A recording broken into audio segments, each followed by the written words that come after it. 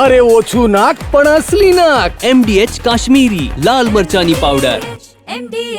लगातार वरसादમાં મહારાષ્ટ્રમાં ભારે તારાજી સર્જી હોય એમ ચારે કોરથી નુકસાનીના દ્રશ્યો સામે આવ્યા છે. સાતારા જિલ્લાના માન તાલુકામાં ભારે વરસાદ પડતા રસ્તાઓ પાણીમાં ગરકાવ થયા અને અનેક ગામો સંપર્ક વિહોણા થયા છે. એટલું જ નહીં, મુખ્ય માર્ગો સહિત અનેક પુલ પાણીમાં ડૂબી જતા વાહન વ્યવહાર ખોરવાયો છે. તો શિંગણાપુર વિસ્તારમાં વાદળ ફાટ્યું અને તારાજી સર્જાઈ. જળાશયો ઓવરફ્લો થયા અને ઐતિહાસિક પુષ્પતીર્થ તળાવ પણ જળસ્તરમાં તેમાં વધારો થયો છે. રસ્તાઓ પરથી નદી જેમ પાણી વહેતા હોય તેવા દ્રશ્યો જોવા મળ્યા. 50થી વધુ પાણી પૂરા પાડતા જે પાઝર તળાવ છેલ્લા 30 વર્ષમાં પ્રથમવાર તે ઓવરફ્લો થયો છે.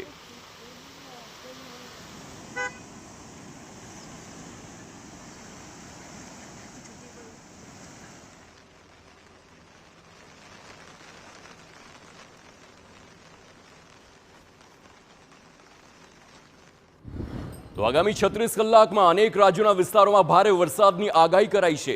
અનેક સ્થળે નદી નાળા છલકાયા છે. ધોધમાર વરસાદ પડતા જનજીવન પ્રભાવિત થયું છે. રાયગઢના સાંજગાંવ વિસ્તારમાં વૃક્ષ ધરાશાયી થતા વાહન વ્યવહાર ઠપ થયો. જોકે નગરપાલિકા અને અનેક ફાઉન્ડેશન દ્વારા રસ્તો ખુલ્લો કરવાનો પ્રયાસ હાથ ધરવામાં આવ્યો. વાહન ચાલકોને અન્ય માર્ગનો ઉપયોગ કરવા પણ અપીલ કરાઈ છે. તો સતત વરસાદ પડવાના કારણે ભીમા અને નીરા નદી ઓવરફ્લો થઈ, જેથી નદી કાંઠાના વિસ્તારને એલર્ટ આપવામાં આવ્યું.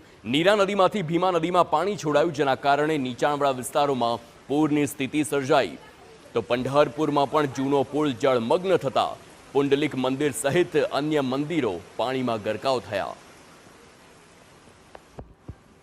તો આ દ્રશ્યો જોઈ શકો છો. આ પ્રકારની સ્થિતિ દર વર્ષે ચોમાસામાં સર્જાતી હોય છે. મોટું નુકસાન થાય છે. તળાવ ઓવરફ્લો થતા હોય છે. નદીઓમાં નવા નીર આવતા હોય છે. અનેક એવા ઝરણા હોય છે તે પણ જીવંત થતા હોય છે. પરંતુ આ બધું જ ઓગસ્ટ, સપ્ટેમ્બર અને જુલાઈ જેવા મહિનામાં થતું હોય છે. પરંતુ હાલ મે મહિનામાં સ્થિતિ જોવા મળી રહી છે. ભારે વરસાદના કારણે કોઈના નદીમાં પૂરની સ્થિતિ જોવા મળી. ખાડોશી ડેમ સંપૂર્ણપણે ભરાયો.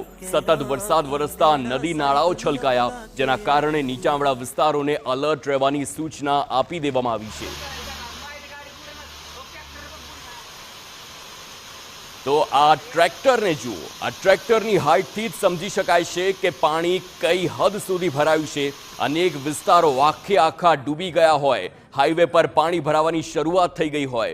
અંડરપાસમાં પાણી ભરાઈ ગયા છે અને તેવામાં જે નાના વાહનો છે તેને મોટા પાયે મુશ્કેલીનો સામનો કરવો પડી રહ્યો છે. આ ટ્રકના આખા ટાયર ડૂબી જતા તે પણ ક્યાંક ને ક્યાંક હાલાકીનો સામનો કરી રહ્યા છે.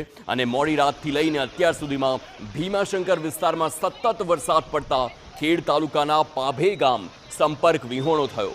નદી નાળાઓ ઓવરફ્લો થતા તંત્ર દ્વારા નીચાણવાળા વિસ્તારો પર નજર રાખવામાં આવી રહી છે. MDH બિરયાની મસાલા, પારંપરિક બિરયાનીનો અસલી સ્વાદ. असली मसाले साच MDH